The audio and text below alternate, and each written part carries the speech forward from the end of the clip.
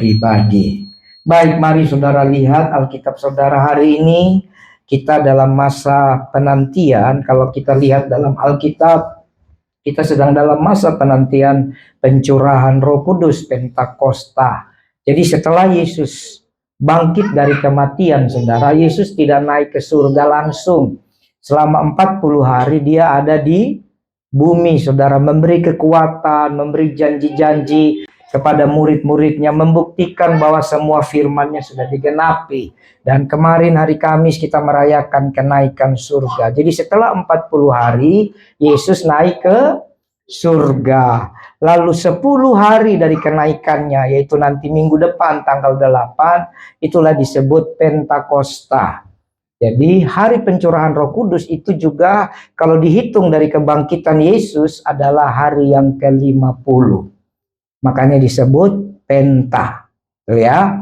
Jadi Pentakosta bukan sembarangan istilah, tapi memang hari ke-50 sesuai dengan firman Tuhan dicurahkannya Roh Kudus bagi orang percaya. Mari saudara buka Kisah Para Rasul pasal yang pertama ayat yang ke-12 sampai ayat yang ke-14. Kisah Rasul 1 ayat 12. Jadi kalau berdasarkan Kisah Rasul, saudara, hari kita ibadah ini adalah Rasul-Rasul masih menanti-nanti ya. Kisah Para Rasul 1 ayat 12 sampai 14. Saya bacakan buat saudara. Rasul-Rasul menanti-nanti.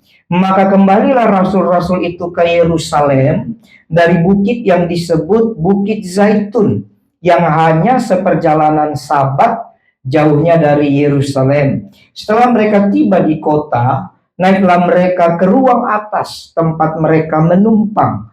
Mereka itu ialah Petrus dan Yohanes, Yakobus dan Andreas, Filipus dan Thomas, Bartolomeus dan Matius, Yakobus bin Alfeus, dan Simon orang Zelot, dan Yudas bin Yakobus.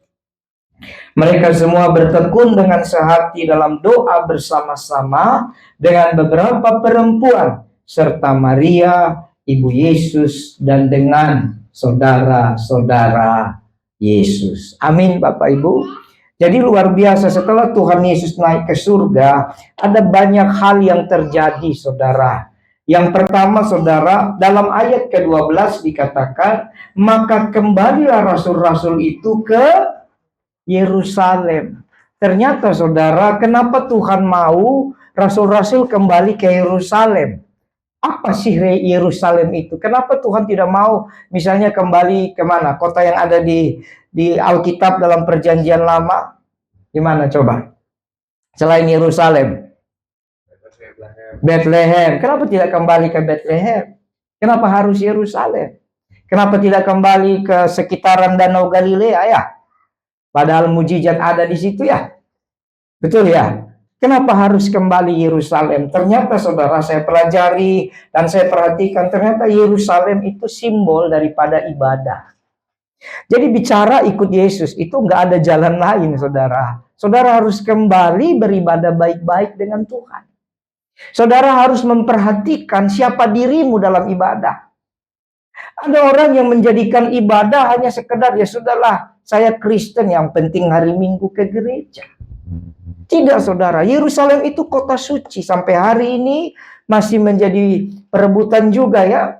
Bagi 3 agama besar. Itu kota suci bagi 3 agama besar. Kristen, Yahudi, dan Muslim, saudara. Jadi agama-agama lain juga begitu menghormati Yerusalem. Tapi saya tidak bicara Yerusalem dalam konteks fisik atau geografis. Tapi Yerusalem di sini itu simbol bahwa tempat ibadah. Amin. Jadi kalau Tuhan suruh murid-murid kembali ke Yerusalem, itu simbol kembali kepada ibadah. Kembali kepada korban. Ibadah itu bicara korban. Ibadah itu bukan bicara senang-senang. Coba saudara mulai perhatikan awal ibadah dalam perjanjian lama. Itu semua urusannya dengan korban. Bahkan waktu Tuhan suruh Abraham untuk beribadah kepada dia di atas gunung. Padahal Abraham sudah mendapatkan anak yang dijanjikan. Tuhan minta ibadah yang lebih berat, yaitu mengorbankan anaknya Isa. Betul? Jadi korban itu atau ibadah itu bicara korban. Kalau ibadah hanya bicara kenyamanan, kita cuma mau bagaimana yang sesuai pikiran kita, yang sesuai maunya kita, yang sesuai telinga kita, yang sesuai mata kita, itu bukan ibadah. Itu konser. Benaran, saudara. Itu konser, itu perbuatan manusia. Ketika manusia memulai ibadah dari perbuatannya, itulah yang menjadi tersesat. Kenapa lahir agama-agama kuno, animisme, spiritisme, dinamisme, apalagi? Terlalu banyak. Kenapa banyak agama-agama yang menyembah berhala zaman dulu? Kenapa, saudara? Karena mereka mencoba beribadah dari hak pikiran mereka. Karena manusia ditetapkan Tuhan, karena dia harus segambar dengan Tuhan, dia punya satu DNA. Dia punya satu gen menyembah sesuatu. Betul nggak? Makanya cowok-cowok yang bucin, tahu yang bucin? Dia begitu memuja kekasihnya. Itu sudah hukumnya. Bangun tidur yang ya marah-marah. Ini ayamku kenapa nggak angkat? Yang. Padahal bukan salah ayamnya. Kuotanya habis kok. Jadi nggak nyambung. Banyak orang, saudara, begitu memuja sesuatu. Ada orang yang begitu memuja kepintarannya, narsistik, memuja dirinya. Betul ya? Dia pikir semua berpusat sama dirinya. Sebenarnya hampir semua manusia ada sekian persen narsistiknya. Tahu nggak buktinya apa? Seringkali saudara datang ke gereja atau ke acara-acara tertentu, lagi dandan di depan kaca, cermin, udah bagus-bagus, saudara berkata apa? Ini kan baju sudah pakai kemarin. Jangan-jangan ada yang hafal. Nah, itu narsistik. Saya aja nggak hafal baju kalian minggu lalu. Jangan minggu lalu, hari Kamis saja saya tidak tahu Bapak pakai baju apa. Mungkin yang paling hafal ya baju saya, karena putih terus. Tapi kadang kita narsistik itu begitu, saudara. Jadi kadang lebih lama mempersiapkan diri untuk hal kedagingan daripada mempersiapkan diri untuk beribadah. Halo? Nah ini, saudara. Jadi Bapak Ibu, Tuhan bilang kembali ke Yerusalem. Dan mereka memang kembali ke Yerusalem. Ya, jadi Yerusalem itu simbol tempat ibadah. Terus saudara, Yerusalem itu juga, kenapa saya bilang bicara ibadah itu korban? Di Yerusalem lah Tuhan Yesus ditangkap. Halo? Jangan kita cuma nonton film The Last Supper, cuma nonton film The Passion of the Christ, cuma nonton film tentang Yesus, banyak film dari zaman lama, tapi kita tidak tahu di mana dia ditangkap. Berarti harusnya murid-murid, saudara, kenapa Tuhan suruh kembali ke Yerusalem? Kan harusnya murid-murid takut. Itu kisah kan baru kurang lebih 1 bulan, betul 50 hari kan? 40 hari setelah naik, maaf, masih 10 hari berdoa. Kenapa tidak suruh di tempat yang aman? Kalau itu terjadi dalam gereja hari-hari ini, saudara, semua mencari tempat yang aman. Semua mencari tempat yang nyaman. Semua mencari tempat yang sejuk, yang indah, dalam kedagingan, dalam pikiran kita. Tapi Tuhan suruh ke Yerusalem. Padahal Yerusalem tempat Yesus ditangkap.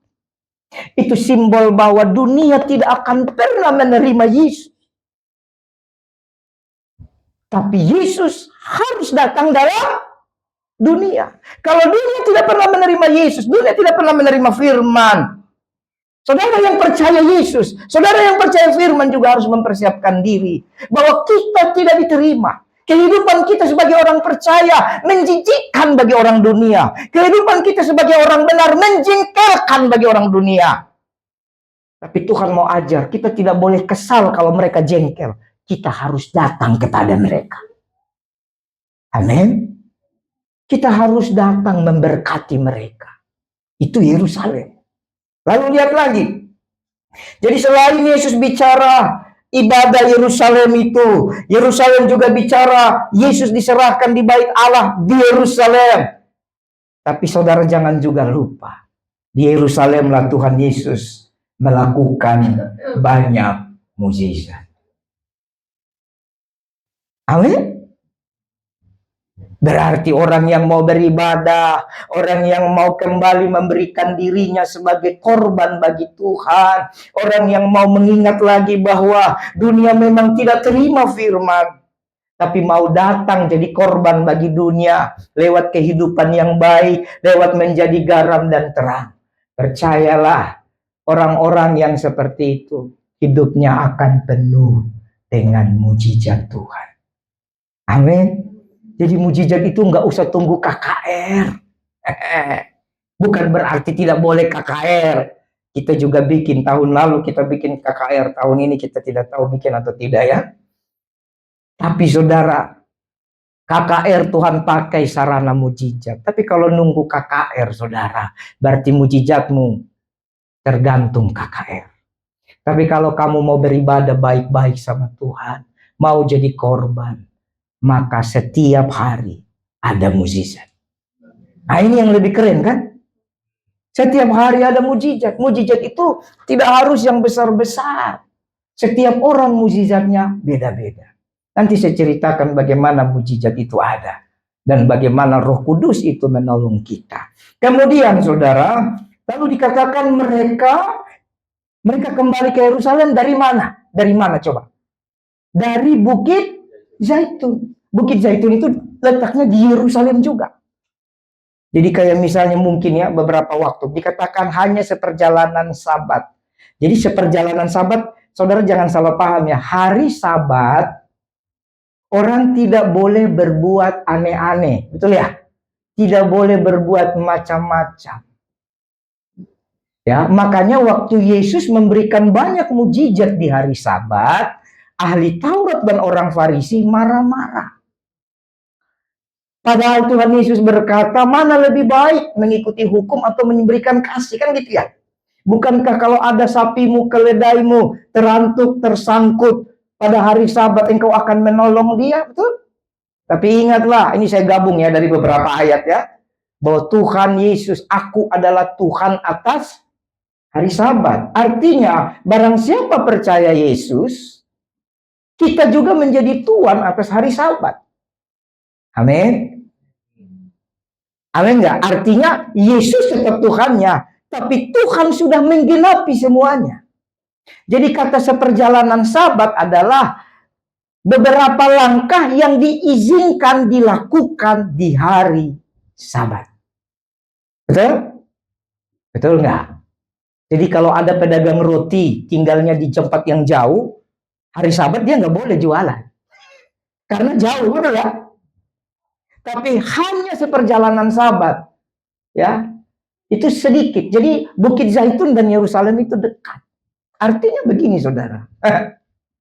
Kemarin kita sudah renungkan bahwa di Bukit Zaitun ketika Yesus naik ke surga, murid-murid cuma terpukau. Wah, keren ya. Tidak? Masih ingat?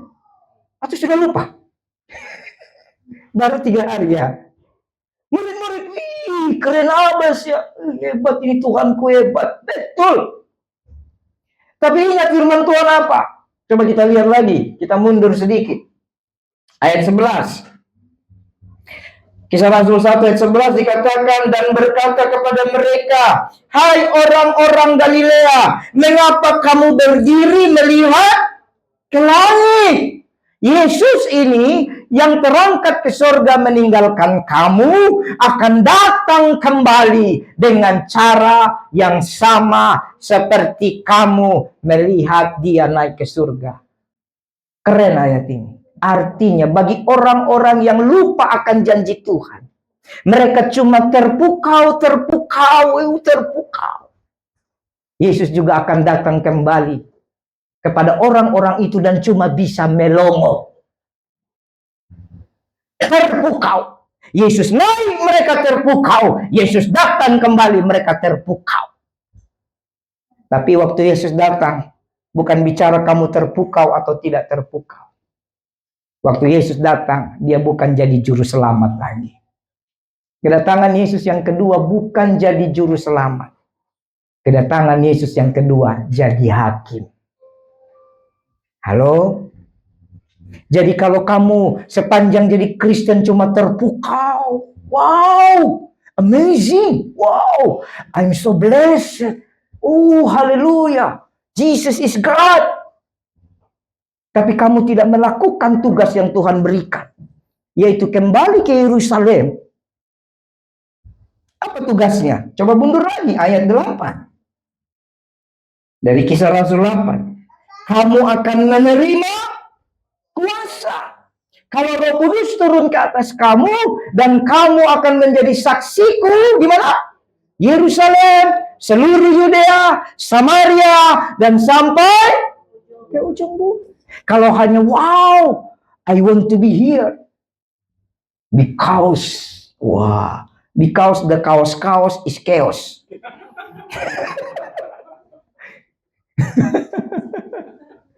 Banyak orang cuma mau aku indah enak sekali ini tempat ibadah ini. Aduh, kalau Bunita yang pimpin pujian berasa di surga. Aku di sini saja. Oh, haleluya. Apalagi petikan bassnya Om Andi. Jantungku. Enak ya. Tapi dia lupa. Tuhan naik karena ada Roh Kudus yang turun. Anda punya tugas jadi saksi. Saya tidak peduli. Kita sekarang sudah di-share di YouTube. Yang begini-begini tidak usah diedit. Memang semua lagi berlomba. Bagaimana gereja itu membuat semua indahnya. Belum lagi angin sepoi-sepoi. Ya kan? Belum lagi saudara semua dibangun itu perasaan. Pendeta khotbah, keyboard non-stop. Lagunya lagu utang. Bagaimana utang lunas? Teng teng teng teng teng.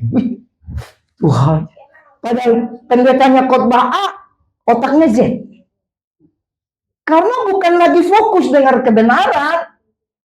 Tapi masalah yang begitu banyak, memang orang lagi punya masalah, butuh kenyamanan. Betul nggak? Saya tidak bilang tidak perlu kita terus membuat gereja semakin nyaman. Katakan amin. Gara-gara demi kenyamanan saudara, kemarin Om Andi dan tim 2 hari 2 malam. Tidak 2 hari 2 malam, sorry. 2 hari dia, 1 malam. Tidurnya di sini loh. Luar biasa. Iya. Keren kan? Dia rapikan. Keren itu. Saya tinggal datang doang. Ih, mantap. Jadi pendeta. Padahal dia yang berjibaku kan. Gue tinggal datang doang. Paham maksud saya? Jadi tidak salah kita mempersiapkan hal-hal yang nyaman. Musik yang bagus. WL singer yang keren. Sound system yang bagus. Apa ini? Videotron. Wah, kalau nanti pakai Videotron lebih keren lagi ya. Multimedia yang keren, tidak salah. Kita juga harus menunjukkan bahwa anak-anak Tuhan, gereja Tuhan sanggup bersaing dengan dunia. Katakan amin. Tapi jangan lupa, kamu harus kembali ke Yerusalem. Ibadah, korban, amin. Supaya mujizat Tuhan menyertai engkau untuk kamu menjadi saksi. Mulai dari Yerusalem. Bagaimana kamu mau jadi saksi di Yudea kalau kamu tidak kembali Yerusalem? Ada orang tidak pernah ke gereja, ada orang tidak pernah berdoa, tidak pernah beribadah baik-baik dengan Tuhan, tapi bikin podcast. Cuma kutip kesaksian hamba Tuhan ABCD, diramu di laptopnya, di komputernya, karena dia pintar, cekrek. Kau pikir kau masuk surga nanti? Enggak. Semua kamu mulai di Yerusalem. Orang yang mau jadi garam dan terang, orang yang akan mengalami kuasa Tuhan baik dalam hidupnya atau kuasa Tuhan dia bagikan bagi orang lain, dia harus di Yerusalem dulu, katakan amin. Dia harus jadi saksi di Yerusalem baru dia pergi ke Yudea. Itu sebab di gereja ini, mari semua ini Yerusalem kita. Berlomba-lomba melayani, berlomba-lomba jadi saksi di sini. Amin. Bukan untuk dipandang baik oleh pendeta, dipandang baik oleh organisasi gereja, dipandang baik oleh dunia, bukan. Kalau dunia gereja pendeta pandang baik, puji Tuhan. Tapi tujuan kita supaya apa? Kalau di Yerusalem kita bisa jadi saksi, kita jadi saksi juga ke Yudea, kita jadi saksi juga ke Samaria, kita jadi saksi juga sampai ke ujung bumi. Katakan amin. Ini saudara, boro-boro ke Yerusalem mau jadi saksi. Pengennya di Yerusalem itu, enak hari. Pagi-pagi, suami istri bangun. Ibadah, suaminya marah-marah. Cepat-cepat lama kali kau ke gereja. Ayo ini waktunya ke gereja. Istrinya pikir, Tuhan terima kasih. Suamiku ada perubahan. Ayo, ditarik. Lalu istrinya tarik anaknya yang masih kecil. Masuk motor atau masuk mobil. Sampai di cepat setengah jam atau 1 jam sebelum ibadah sudah nyampe. Ternyata mau apa? Dari tadi kami papi ngantuk di rumah nggak bisa tidur, tidurnya di sini. Ada banyak orang salah memahami. Memang gereja, banyak gereja sekarang sangat diberkati dan saya suka cita. Keren loh. Tapi jangan lupa gereja Yerusalem tempat ibadah.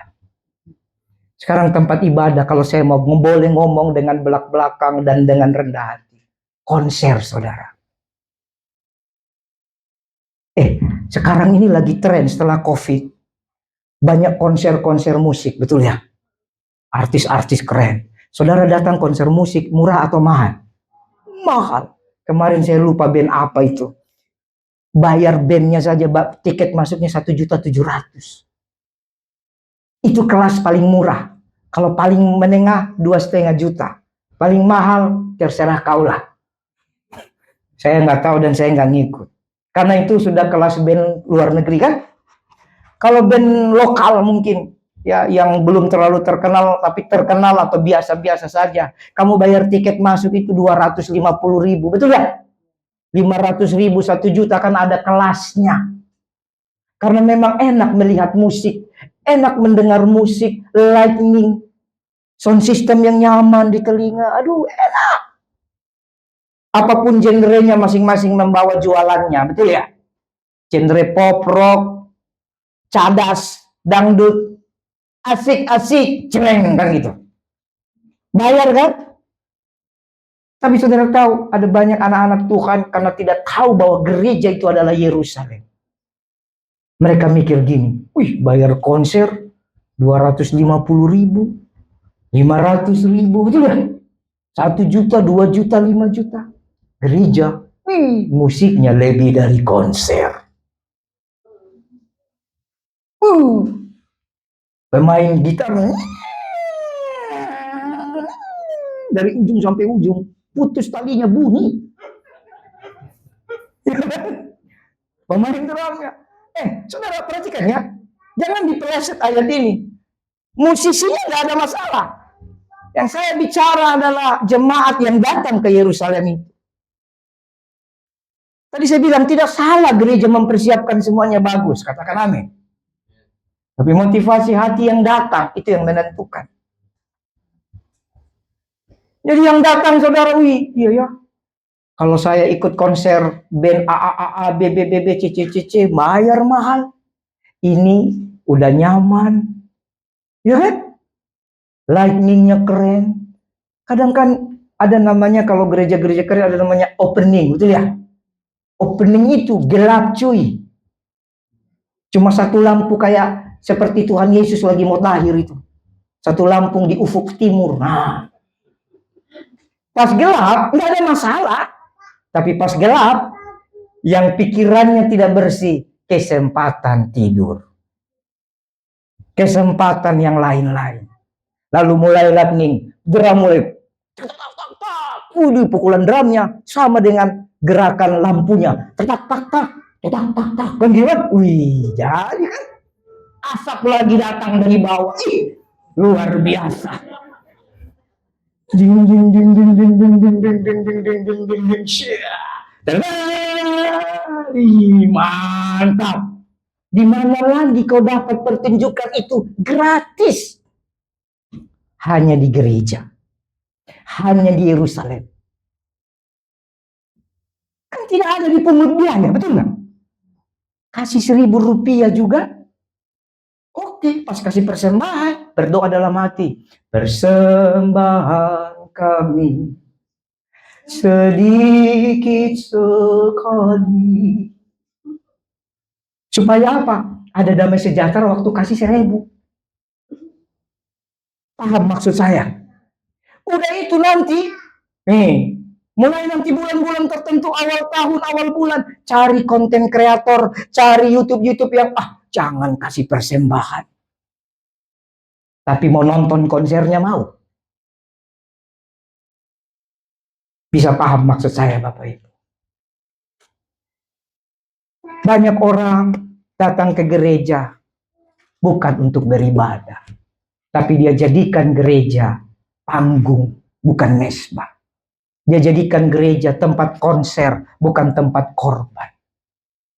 Sekali waktu, gara-gara terpukau melihat ke langit, kau akan kaget. Kekejutan tiba-tiba, Yesus datang kembali. Amin Bapak Ibu. Bukit Zaitun itu saudara, dekat dengan Yerusalem. Nah, Bukit Zaitun itu tempat Tuhan Yesus naik. Ya, Bukit Zaitun juga tempat Tuhan mengajar doa Bapa kami. Ini keren. Jadi, kenapa tidak di Bukit Zaitun saja doanya? Kan Yesus naiknya di Bukit Zaitun. Nah, ini Bukit Zaitun. Nah, ini pas sekali. Betul kan? Ini Yerusalem.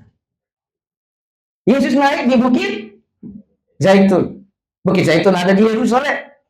Kenapa tidak di sini saja? Kenapa Tuhan harus suruh pergi lagi kembali ke kota?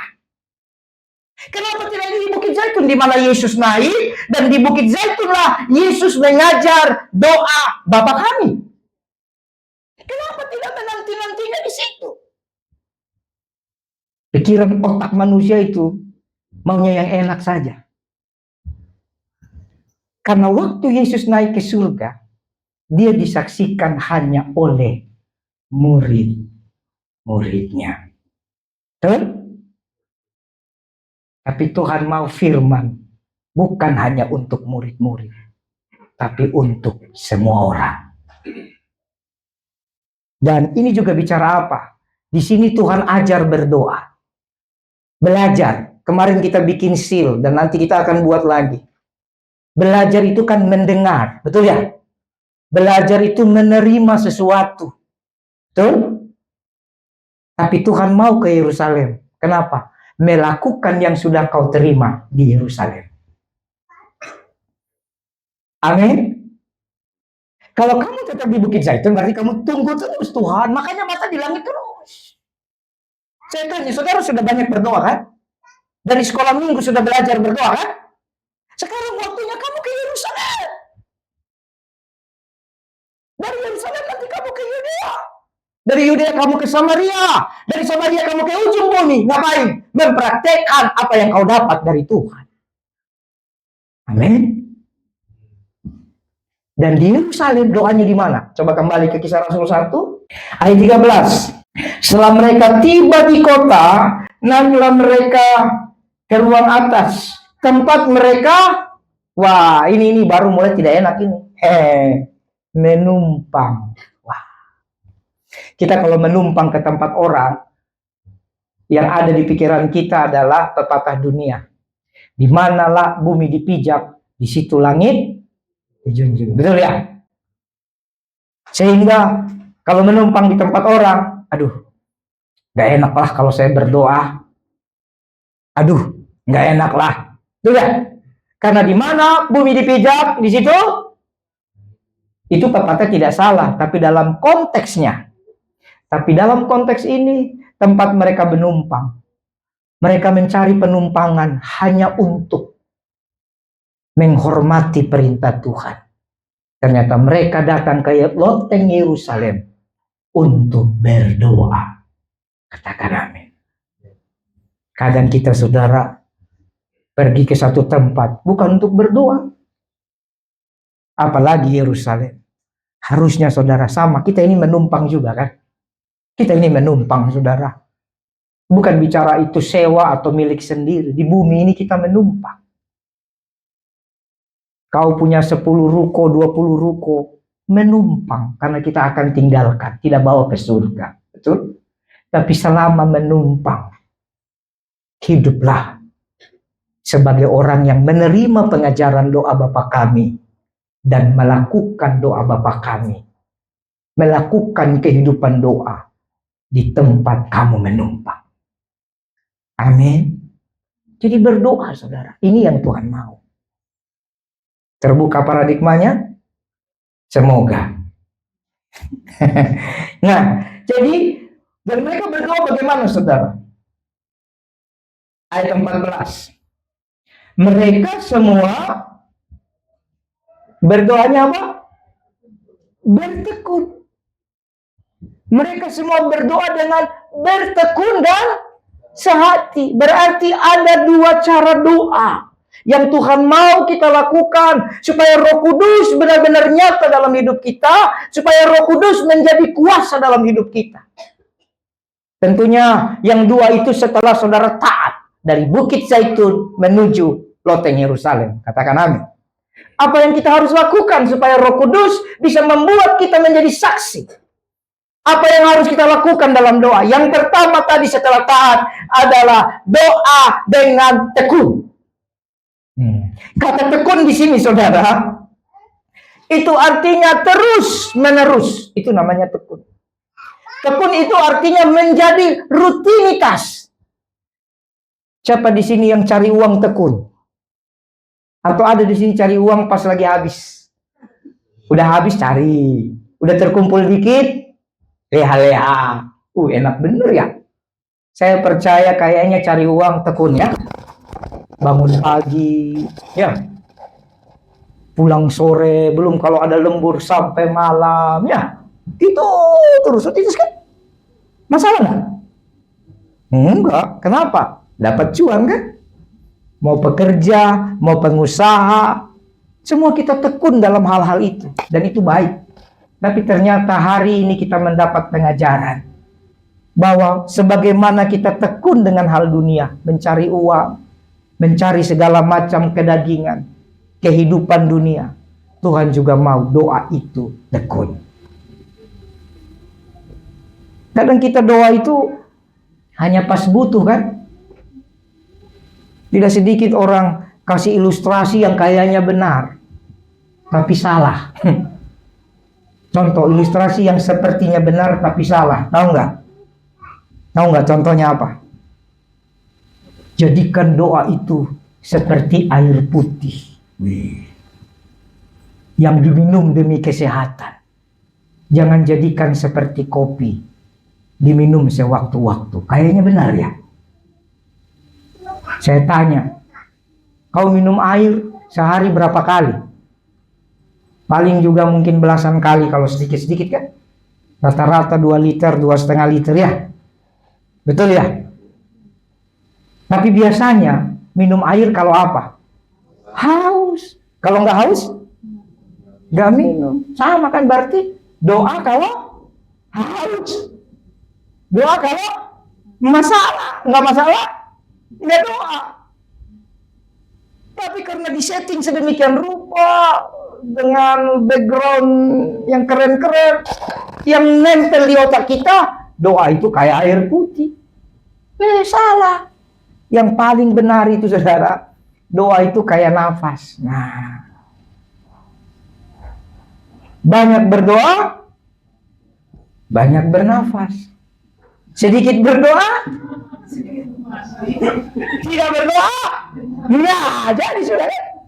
Jadi yang tidak berdoa berarti kau tidak bernafas. Orang tidak bernafas artinya Mungkin fisikmu tidak mati, tapi kalau kamu jadikan doa seperti nafas, ketika kamu tidak berdoa berarti yang mati rohanimu, yang mati hatimu, yang mati imanmu. Orang yang hatinya mati, imannya mati, pengharapannya mati, makanan setan. Halo? Jadi kadang orang sekarang makin pintar bermain kata-kata, ya.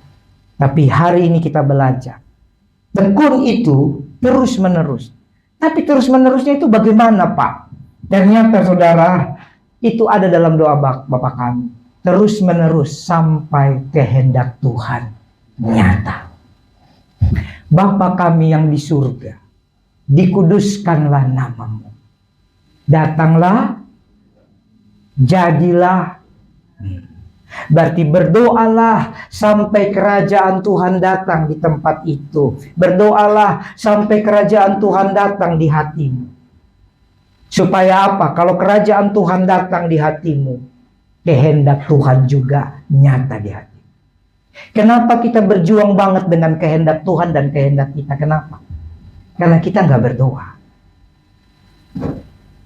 Kalau nggak berdoa, pasti yang menang kehendak kita. Saya mau tanya, jangan malu dan jangan merasa berdosa. Kalau saya kasih pilihan, saudara punya waktu kosong 2 jam, pilih mana? Baca Alkitab,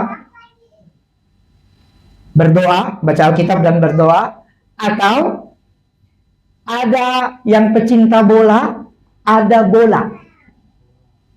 Yang pecinta boxing, ada tinju.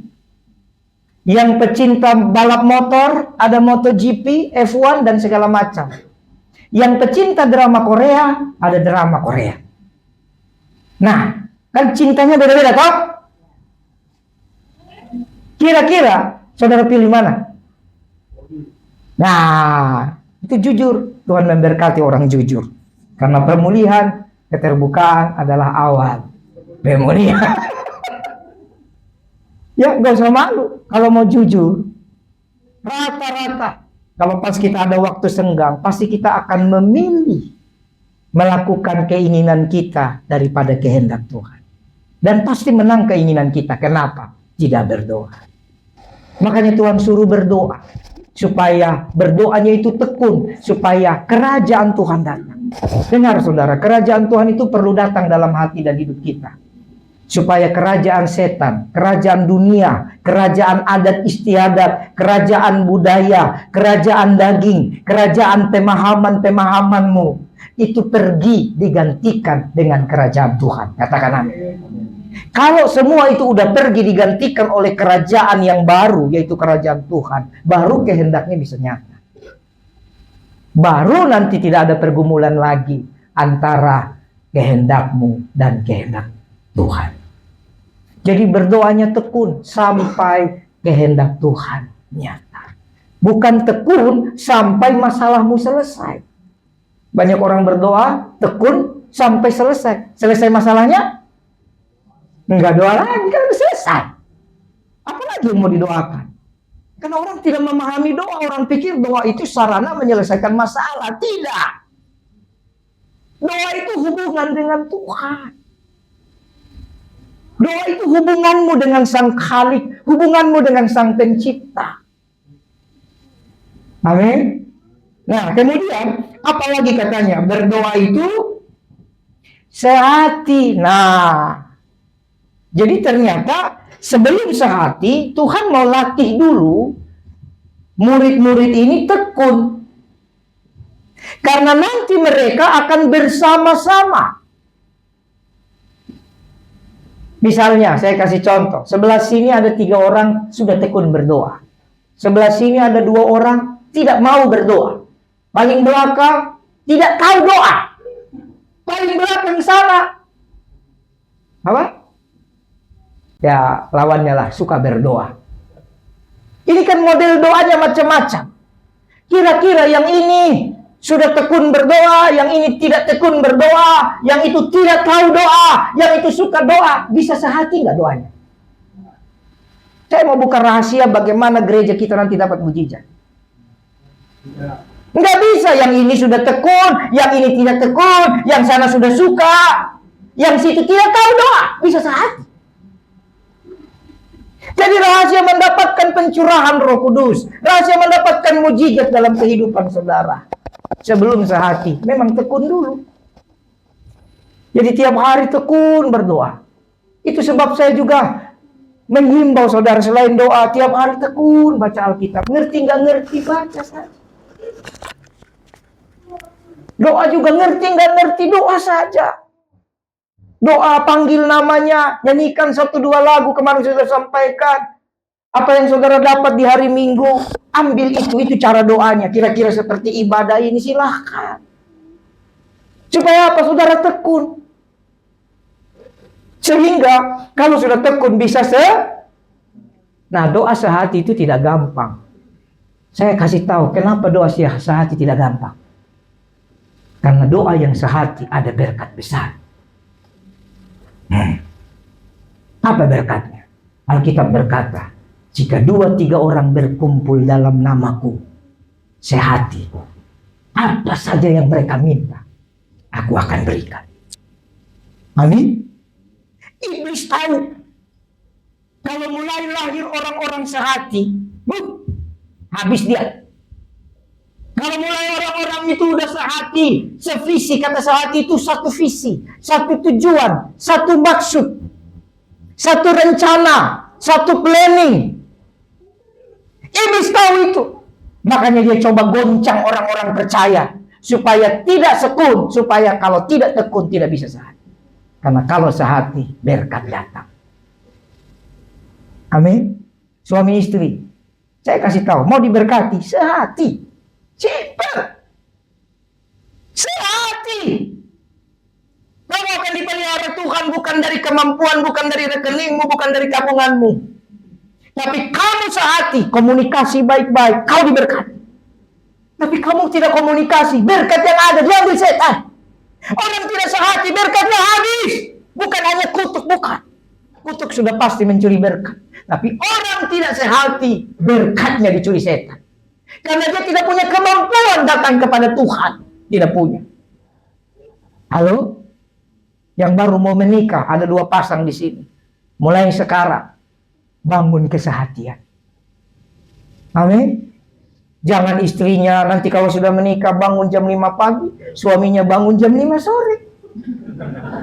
Wah, ini kacau ini. Betul enggak? Lalu suaminya cuma bilang, tadi udah doa Mi? Udah ya, mantap. Kan laki-laki kadang begitulah. Sehati. Saya buka kartu, saya sama istriku. Bukan tidak ada masalah. Tapi kami berusaha sehati. Itu sebab sampai hari ini Tuhan pelihara kami. Bukan hebat, bukan kuat, bukan. Emang saya usaha apa? Emang saya kerja apa? Emang saya ada ngemis-ngemis apa? Tidak ada.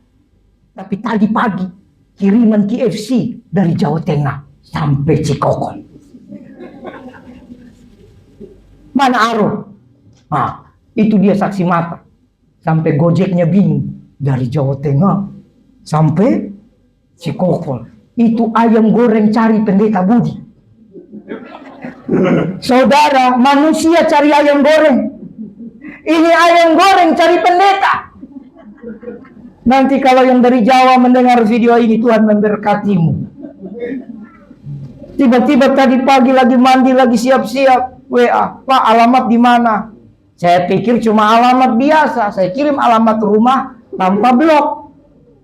Lalu dia bilang, Pak, saya ada berkat, saya kirim makanan ya. Ayam goreng KPC. Saya bilang, kirim ke mana? Ke rumah yang Bapak tadi. Kan tidak ada bloknya. Nyampe di mana? Nanti tiba-tiba dia punya sayap lagi. Oh begitu. Terus saya bilang, saya juga tidak nginap di situ. Kami Sabtu Minggu nginap di gereja cabang satu lagi. Oh begitu. Bagaimana ya? Ya, saya bilang bagaimana? Kau tanya saya, mana saya tahu. Kenapa? Nah, itu kalau tidak komunikasi. Tapi karena suami istri sehati, kami senyum-senyum, tidak ada marah. Senyum-senyum, aduh Tuhan berkati. Langsung dia bilang, alamat gereja di mana? Oh, alamat gereja, kasih. Ya sudah, nanti saya kasih tahu dikirimkan ke gereja. Puji Tuhan. Yang jalan dari Purwokerto itu uangnya. KFC-nya mah dari mana saya tidak tahu. Pokoknya nggak masa dari Purwokerto nyampe segini, naik kereta aja 6 jam. Udah keburu rusak lah. Jadi saya cuma mau bersaksi, saudara paham. Tidak terpikirkan. Itu sepele kan? Beli KFC mah saya juga bisa lah. Tapi untuk kami, kalau untuk saudara, saya doa puasa dulu. Ini kan cuma 4 bisa lah. Ya kan? Bisa. Cuma berapa potong itu tadi? Saya sepintas lihat tadi yang mungkin bucket isi 5 potongnya. 5 potong itu paling berapa sih? 100.000, 150.000 lah. Enggak mahal. Bisa kita ini, semua kita bisa beli, betul? Tapi Tuhan mau ajar kita, bukan kita bisa beli 150-200.000. Tapi Tuhan mau ajar orang sehati ada mujizat. Keren loh. Jadi dengan ini saya beritahu kalau nanti kami makan KFC jangan ada yang minta. Karena cuma 5. Atau kita berdoa. 5 potong KPC, sisa 12 bakul. Haleluya. Nah, boleh juga. Jadi Bapak Ibu, sampai saudara, saya panjang jalan di WA, saya kan lagi nyetir, saya mikir, Tuhan itu ada saja. Apa urusannya KPC? Padahal kita tiap hari juga ada makan di sini kan? Saudara, Tuhan mau tunjukkan kalau kamu sehati, kamu diberkati Tuhan. Jadi dimulai dari rumah tangga, belajar sehati. Bagaimana caranya? Berarti yang cara sehati itu kembali lagi ke bimbingan nikah. Kalau dalam suami istri, berarti suami harus mengasihi istrinya. Istri harus hormat sama suaminya. Anak-anak harus tunduk sama orang tuanya. Itu sehati. Amin. Bagaimana dengan gereja? Sama. Saudara sehati, bergerak dengan visi gereja yang Tuhan taruh, berubah, berbuah, bertumbuh. Visi doa. Saudara, luar biasa loh. Tiba-tiba, saya selalu pelayanan tiba-tiba. Tiba-tiba. Apalagi kemarin, nanti minggu kedua, mulai lagi safari keliling Indonesia. Secara kekuatan tidak bisa kita. Tapi kalau sehati, Tuhan melihat engkau layak diberkati. Tuhan melihat engkau layak mengerjakan pekerjaannya. Tuhan lihat engkau layak membawa kaki diamnya. Tuhan lihat engkau layak membawa obor dari Tuhan. Yang tidak kau pikirkan Tuhan kasih dalam hidup. Gereja mari sehati. Memang ada kekurangan dalam rumah tangga. Mungkin suami istri dulu, suamiku ini malasnya minta ampun. Tetap sehati. Sampaikan sama dia, yang doa yuk, yang doa yuk. Ayolah yang, aku yang pimpin. Gak apa-apa kan? Ini berkat. Tapi orang gak sehati, saudara, pasti rusak. Kenapa keluarga banyak pecah? Kenapa keluarga banyak rusak? Tidak sehati. Semua bergerak dalam egonya. Ini saya sampaikan kepada anak-anak muda yang lagi mencari jodoh dan yang sudah mau mempersiapkan diri dalam pernikahan. Bangun dalam kesehatian. Itu udah rahasia. Setan tahu itu. Dia coba rusak kesehatian. Tapi kalau kau pegang rahasia itu, bukan hanya kau diberkati, Roh Kudus turun dalam hidupmu. Dan kau jadi saksi sampai ke ujung bumi. Amin. Keren ya? Saya akan saksikan lagi sedikit. Kenapa sering sekali saya dapat kiriman? Sepeda anak saya, yang saya lupa kalau terbalik ya. Yang Rema dikirim dari Sumatera. Dikirim. Emang gak ada toko sepeda di sini. Yang punya Eliora tapi sudah rusak, dikirim dari Jawa Tengah. Dikirim paket. Kenapa saudara? Pada waktu saya lihat anak tetangga naik sepeda, saya pengen beli, iseng tanya ke mana? Tukang sepeda, toko sepeda. Wah, ada berbagai harga. Saya mikir, kalau saya paksakan bisa sih saya beli. Tapi ada hal lain yang lebih penting. Betul ya? Tapi saya juga rindu anak saya punya sepeda. Saya juga rindu anak saya bisa belajar. Jangan kayak bapaknya. Saya seumur hidup gak pernah punya sepeda kecil. Saya belajar sepeda pakai sepeda Unto, tahu? Sport mode. Yang bannya lebih tinggi dari saya, kan gitu. Sepeda bapak saya dulu guru pakai sepeda, saudara. Nanti saya kelas 6 SD mungkin baru papa saya pakai Vespa. Jadi saya belajar sepeda itu bukan kayak anak sekarang duduk gini kan. Kita dorong sepedanya karena sepedanya tinggi begini. Saya kan lebih pendek lagi. Umur begini aja segini, bayangkan umur 8 tahun. Masa kau tidak punya imajinasi sih? Nah, luruskan. Umur begini aja segini. Kira-kira umur 8-9 tahun, semana? Segini lah. Sepedanya segini. Jadi saya tidak itu pernah belajar naik sepeda itu. Napak kakinya nggak pernah zaman dulu. Orang-orang yang sudah seumuran dengan saya atau lebih. Nah, sepedanya dibawa dorong kita lari kan. Baru kita injak satu sadelnya itu. Apa? Pedal. Nah, kita injak satu pedal baru kita lompat. Cia! Kalau lampu merah pergumulan keringat dingin. Untung dulu di kampung lampu merah jarang kan, kita latihan di situ. Nanti kita berhentinya juga sama, angkat kaki bisa stabil itu, turun. Jadi saya mikir jangan terjadi lagi buat kau anakku sayang. Jadi dimulai dari kerinduan, saya berdoa, simpel. Saya sama istri saya berdoa, kita nanti beli sepeda ya. Oke, kita doakan. Ini hal sepele, nggak bikin miskin kok beli sepeda, nggak bikin miskin. Nggak. Beli mobil baru bikin miskin. Apalagi kalau utang. Ya, nggak bikin miskin. Cuma berapa sih? Kami gandeng tangan sehati. Apakah kami berdoa karena kami tahu kami akan beli? No. Tapi kita berdoa karena kita tahu. Cuma butuh sehati Tuhan yang bekerja. Lalu kami berdoa gandeng tangan biasa. Terima kasih Tuhan. Anak kami Rema sudah besar. Dia mau naik sepeda. Kiranya Tuhan buka jalan. Bla bla bla bla bla. Saya sudah lupa lah. Dalam nama Yesus. Gak lama saudara. 1 bulan 2 bulan saya lupa. Ditelepon. Pak, paket datang. Sebentar lagi. Apa tuh? Anak bapak kan ulang tahun. Terus saya lagi kirim paket. Nanti bapak lihat saja.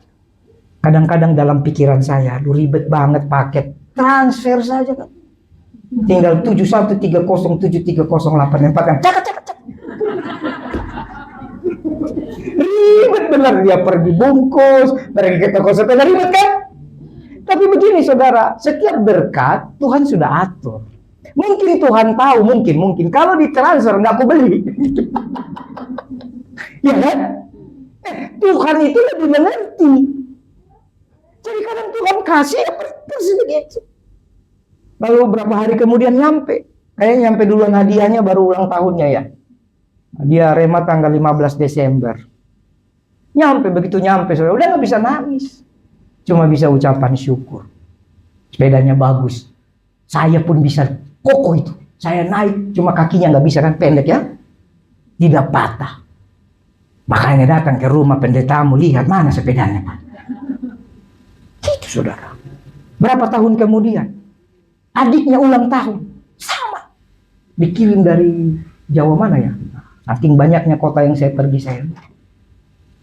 Saudara, terlalu banyak kesaksian. Rahasianya cuma sehati.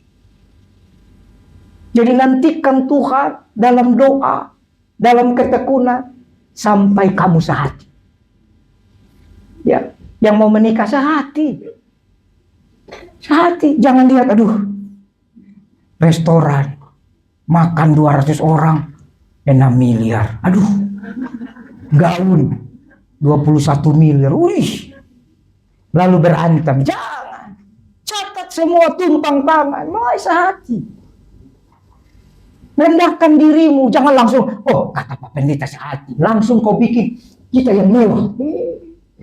Iman itu dimulai dari sebesar.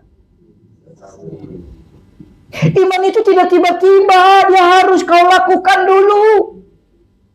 Kau mau minta dipelihara ratusan miliar, yang 10.000 saja kau tidak beriman, bagaimana? Saudara, saya mau bersaksi sedikit tentang Purwokerto. Dan ini bicara sehati. Pertama sekali saya ke Purwokerto, itu ya kalau ada meleset tahun saya sudah lupa karena saya tidak mau ingat-ingat yang model begitu. Kalau tidak salah 2007. Ya. Saya pertama sekali ke Purwokerto, tidak 2007 ya 2008 lah. Kalau nggak 2008 ya 2006. Kalau nggak 2006 ya 2005. Saya ingat saya 2007 itu atau 2008 awal. Saudara tahu, itu saya lagi berdoa, saudara. Ya. Waktu itu saya punya adik. Waktu itu adik saya manis, baik, cinta Tuhan. Tiap hari saya ajak dia berdoa. Itu, oh ya 2007 karena bapak saya sudah meninggal. Nah, jadi pertama saya ke Purwokerto itu setelah papa saya meninggal 2007. Tiap hari doa, saya ajar dia baca Alkitab seperti hari ini. Saya ajar saudara. Lalu saya bikin kebun. Nah, rumah saya dulu ada perumahan Prima Tangerang, ada banyak tanah kosong. Ada satu kapling di depan, di belokan itu bekas batu bangun rumah gagal Krismon 9798 itu. Jadi itu perumahan gagal. Itu luas tanahnya mungkin gede itu ya, 300-400 meter. Jadi saya berkebun saudara. Saya bongkar batunya, besi-besinya saya cabut, saya cangkul, saya babat rumputnya, banyak sekali ular. Jadi di situ saya bunuh banyak ular dan ularnya ular kobra. Jadi bukan niat bunuh, karena kaget kan lagi bersihkan rumput, dia begini, waduh, ya spontan ya, ada linggis, ada bambu, bunuhnya juga sambil takut-takut. Saya bukan pembunuh, saya bukan benci binatang, tapi kan ini keselamatan ya. Gitu. Saya bukan Panji, bukan. Sampai nakluk. Kalau saya Panji sih pas dia begini, saya gini, oh. Masalahnya saya tidak punya kemampuan itu. Jadi antara digigit atau menggigit. Ya sudah. Tadi niat usir, tapi kadang pas kita usir dia serang kita kan gitu. Saya pernah lari dia kejar loh. Waduh, nggak ada jalan lari. Baku ambil kita kan. Pukul ya begitulah. Ya tolong jangan diplesetkan. Wah ada pendeta tidak sayang binatang, enggak. Tapi saya mau tanya siapa di sini mau ulus-ulus ular kecuali Panji dan kawan-kawan yang ngerti ada? Nggak ada ya kayaknya ya. Jadi ya kalau saudara punya kemampuan silahkan ya. Saya tidak punya kemampuan. Lalu lagi saya itu jagung baru tumbuh segini, persis segini. Kurang lebih itu mungkin udah sebulan lebih ya. Nanti sampai lebih tinggi dari kita. Itu jagung semua. Itu kalau panen itu ratusan ribuan batang itu. Penuh itu. Belum nanti ada saya tanam pisang, singkong di Blok Mala. Saya tanam banyak lah, kacang hijau, toge-toge, kacang tanah, bayam, cesim. Kamu sebut saja ada semua, ada aku tanam. Cabai, daun pandan, serikaya, pisang, apalagi singkong, macam-macam banyak saya tanam itu, macam-macam kita tanam. Lalu tiba-tiba telepon masuk, kurang lebih jam 9 pagi. Telepon. Dengan pendeta Budi. Oh iya, dengan Pak Budi ya? Iya. Saya bilang, tapi saya belum pendeta. Waktu itu saya belum pendeta penuh, masih PDP ya, begitulah. Nanti bicara jenjang. Tapi saya belum pendeta penuh. Tidak masalah. Tapi ini dengan Pak Budi. Iya. Saya pendeta Jules Tobi. Tuhan memberkatimu Pak Jules kalau dia dengar video ini. Saya dari GPDI Banyumas. Oh, oke. Saya dapat nomor Bapak dari saudara saya yang di Medan. Coba bayangkan. Orangnya di Jakarta, Tangerang. Yang nelpon dari Jawa. Dapat nomornya dari Sumatera. Paham nggak? Ribet bener ya? Yang ditelepon di Tangerang, yang nelpon di Jawa, dapat nomor dari Sumatera. Untung tidak matre. Sumatera maksud saya. Oh iya, bagaimana Pak? Kami mau undang Bapak untuk KKR 3 hari non-stop. Sudah ada 7 gereja kumpul untuk KKR. Saya tanya, saya tidak kenal dia, dia tidak kenal saya. Begitu saya dengar KKR sebagai hamba Tuhan yang belajar sehati dengan gereja. Waktu itu saya dengan gereja saya, GBI Taman Elang. Saya bilang begini, oh Bapak salah nomor kali. Saya ini wakilnya, anak buahnya. Mungkin yang Bapak undang adalah gembala saya, pendeta saya. Langsung dia bilang, oh bukan, kami sudah berdoa. Saya tutup, bukan saya tutup, saya lari ke rumah Bapak pendeta saya. Saya bilang, Pak, ini ada telepon dari Jawa mau undang Bapak KKR. Itu namanya sehati, itu rendah hati, saudara. Lalu beliau juga bingung, apaan nih? Dia terima telepon, ngobrol sedikit, bla bla bla bla bla. Oh iya. Oke. Kalau Bapak pendeta saya itu begitu dong. Iya. Oke. Mantap. Ya. Waduh. Begitu doang ya, sambil garu-garu kepala sedikit. Lalu dia bilang, iya saya kasih lagi Pak Budi ya. Iya. Oke. Kasih. Pak, yang kami undang Bapak. Lalu Pak Jumbil, kamu. Oh begitu? Ya. Oke Pak. Kalau gitu saya puasa dulu. Tidak bisa Pak, sudah ditentukan tanggalnya. Selesai. Oke, selesai saya lupa, tutup. Saya masih di rumah Pak John, saya bilang, Pak, ini kayaknya yang diundang Bapak ini. Tidak, udah jelas yang diundang kamu. Sudah pergi saja. Kadang kita saudara tidak percaya diri. Karena angka 66 tadi, angka seorang manusia. Wah, KKR 3 hari. Angka 3-nya itu yang jadi masalah. 7 gerejanya yang jadi masalah. Kalau misalnya yang undang ada KKR, gereja kecil, oke. Tapi kalau bilang KKR ribuan orang, angka, betul kan? Lalu saudara singkat cerita, saya berdoa, itu masih dikasih waktu 2-3 minggu dari hari H. Saya berdoa, dan saudara tahu, waktu itu saya sungguh sangat-sangat berat. Dalam segala hal, ekonomi juga berat sekali. Tinggal 2 hari menjelang saya berangkat. 2 apa 3 hari begitu? 3 hari, sorry. Tidak ada duit. Sementara mereka cuma ngomong, karena mereka pikir orang Jakarta banyak uang. Mungkin tiketnya nanti diganti di sana. Nah ini. Jadi mereka tidak ada kasih apa. Jadi saya berdoa, saya harus punya tiket ke Jawa Tengah, Purwokerto waktu itu stasiunnya. Dan saya harus tinggalkan uang untuk adik saya di rumah. Tapi saudara tahu kurang lebih 3 hari, tiba-tiba ada orang datang ke rumah, minta didoakan, bawa beras, bawa makanan, saya sudah lupa lah. Dia kasih uang sekitar 150.000. Lalu saya kasih adik saya uang 100.000. Saya pegang uang 50.000. Saya cek tiket kereta. Waktu itu tiket kereta eksekutif 200 ribuan. Ekonomi 100 ribuan. Berarti uangnya tidak cukup. Betul? Lalu saya ngobrol-ngobrol sama teman, termasuk tetangga-tetangga. Oh, Bapak naik itu aja, naik bis dari Tanah Tinggi ya. Oh begitu. Saya pergi naik motor. Saya tanya, berapa tiket ke Purwokerto? Kan itu dia sampai kota mana kan, dia berhenti nanti itu di beberapa kota. Oh Purwokerto 60.000. Masih kurang. Pernah nggak saudara bergumul hanya 10.000? Tapi Tuhan izinkan supaya saya punya iman dari sebesar biji sesawi. Nggak bisa langsung.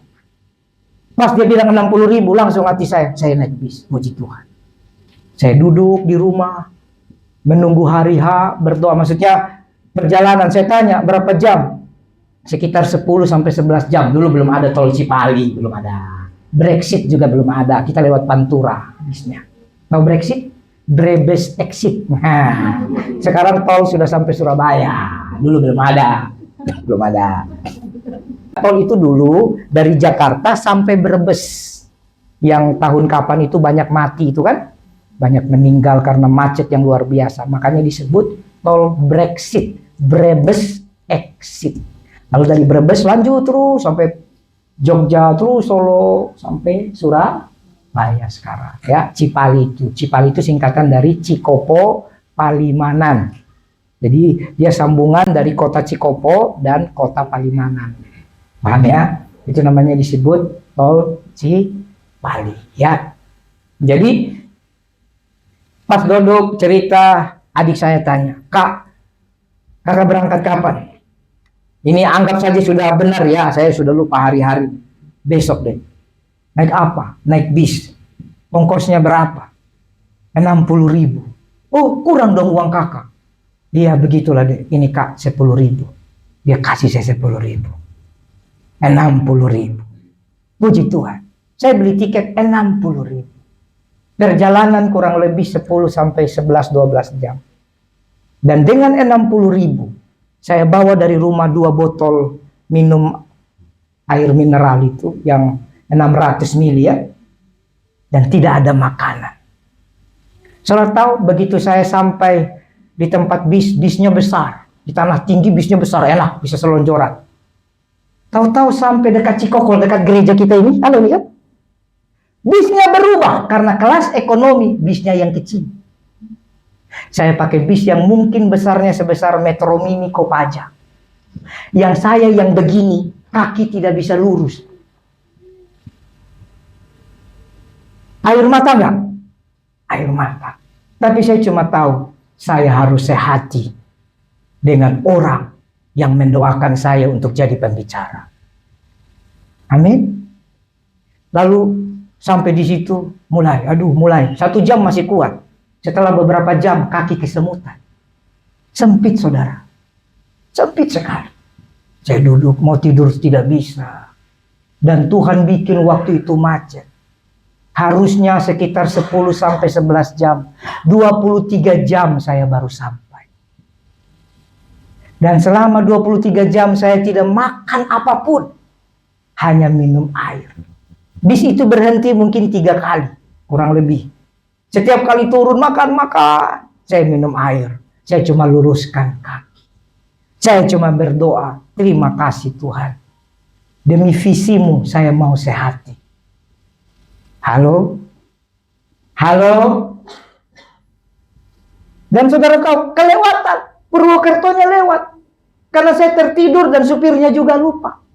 Saya diturunkan di satu kota kecil namanya Kelampok. Makanya sampai 23 jam. 23 jam. Tapi tidak, nyasarnya bukan 23 jam. Jadi itu sekitar 1 sampai 2 jam dari Purwokerto. Jadi harusnya saya turun di Cikokol, saya sudah sampai Pamulang begitulah. Nah, lumayan jauh kan? Kira-kira 5:30 pagi handphone saya dulu yang karetnya banyak. Karena model kami pendeta ini semakin banyak karetnya berarti urapannya banyak. Karena handphone bekas diikat-ikat. Baterainya biar nggak lepas, antenanya biar nggak copot. Nah, sampai di situ turun karena saya bilang, "Bang, Purwokerto mana?" "Udah lewat." "Oh, ini di mana?" "Itu pertama kali saya ke Jawa Tengah." "Itu di mana?" "Kelampok." "Kelampok di mana, Pak?" "Ya udahlah kau turun aja." Tidak ada uang, cuma bawa tas ransel. Saya turun. Pas dekat lampu merah ada warteg. Handphone saya mati. Saya numpang cas di situ. Saya numpang cas. Lalu sekitar setengah jam ditelepon sama pendeta. "Pak pendeta, saya semalaman tunggu Bapak di terminal Purwokerto. Karena kata Bapak kira-kira nyampe jam gini, saya tidur di mobil. Bapak ada di mana?" Saya bilang, "Minta maaf Pak, handphone saya mati. Saya tidak tahu ada di mana." Katanya di Kelampok. Langsung bilang, "Kelampok, jauh kali Pak." "Oke, saya tunggu." Oke, saya datang, tunggu di situ. Nanti kasih tahu dekat mana. Dekat lampu merah ada warteg. Oke. Sambil tetap saya cas handphone. Lalu pendeta ini datang. Begitu dia datang 2 jam kemudian kurang lebih. Itu sekitar jam 7 pagi, 7:30. Dia datang, dia lihat saya. Dia lihat dari ujung kepala sampai ujung kaki. "Pak Budi, kan gak ada model saudara. Belum lagi bunyi-bunyi sudah perutnya lapar. Saya ke warteg tidak makan 1 butir nasi pun. Mau makan bagaimana? Tidak ada ruang." "Iya, oke, mari Pak." Karena acara sebentar sore sudah. Harusnya saya datang tadi malam, jadi saya masih bisa istirahat 1 malam, betul? Tapi karena kekacauan bagaimana Tuhan izinkan semua tidak baik-baik saja. Makanya kalau saudara mau melayani, cari baik-baik saja. Cari nyaman, saya mikir lagi. Yesus selama melayani tidak ada nyaman-nyamannya. Dia lagi mau berkunjung ke rumah Petrus, mertuanya sakit, orang-orang datang berbondong-bondong. Tidak sempat dia makan pisang goreng, kopi manis, kopi hitam, tidak sempat. Dia doakan semua orang. Yesus tidak eksklusif, tidak ada nyaman-nyamannya. Tapi sekarang pelayanan, cari kenyamanan. Pikirkan baik-baik. Halo? Sampai di situ saudara. Begitu dia buka pintu mobil, dia nyetir. Pak, saya akan ngebut. Semoga 1,5 jam nyampe. Oke. Ambil nyetir kan jalan daerah ya. Dia lihat lagi saya dari atas sampai bawah. Dia jalan. Mobilnya itu masih ada sampai hari ini. Mobil Mitsubishi Kuda warna merah. Itu tahun 90-an, sudah tua tapi masih kuat. Dia lihat lagi beberapa kali. Saya juga bingung, kan baru kena. Lalu dia tanya, Bapak beneran Pak Budi?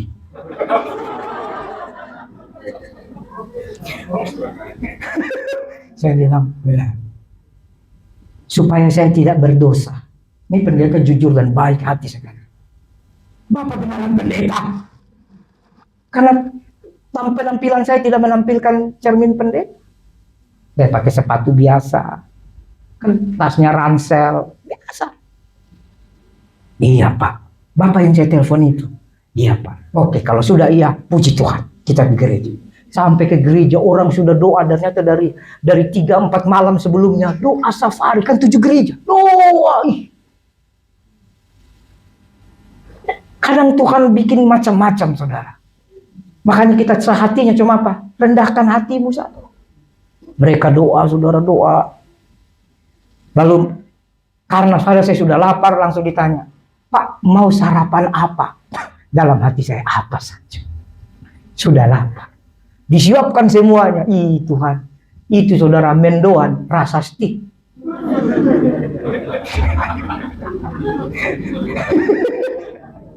Ya, semua karena sudah lapar. Bayangkan saudara 23 jam tidak makan. Tambah 2 jam perjalanan berarti 25 jam.